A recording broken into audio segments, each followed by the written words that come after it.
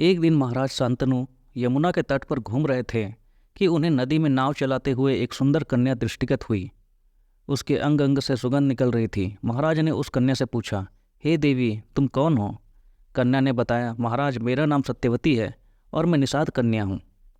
शांतनु उसके रूप यौवन पर रीझ कर तत्काल उसके पिता के पास पहुँचे और सत्यवती के साथ अपने विवाह का प्रस्ताव किया। इस पर निषाद बोला, राजन, मुझे अपनी कन्या का आपके साथ विवाह करने में कोई आपत्ति नहीं है, परंतु आपको मेरी कन्या के गर्भ से उत्पन्न पुत्र को ही अपने राज्य का उत्तराधिकारी बनाना होगा।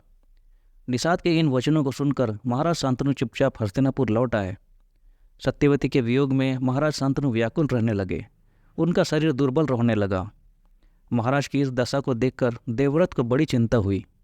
जब उन्हें मंत्रियों के द्वारा पिता की इस प्रकार की दशा होने का कारण ज्ञात हुआ तो वे तत्काल समस्त मंत्रियों के साथ निषाद के घर जा पहुँचे और उन्होंने निषाद से कहा, हे निषाद, आप सहर्ष अपनी पुत्री सत्यवती का विवाह मेरे पिता शांतनु के साथ कर दे।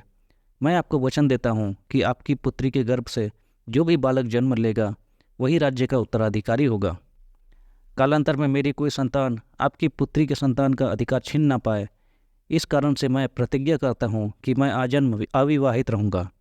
देवव्रत की इस प्रतिज्ञा को सुनकर निषाद ने हाथ जोड़कर कहा, हे देवव्रत, आपकी यह प्रतिज्ञा अभूतपूर्व है। इतना कहकर निषाद ने तत्काल अपनी पुत्री सत्यवती को देवव्रत तथा उनके मंत्रियों के साथ हस्तिनापुर भेज दिया।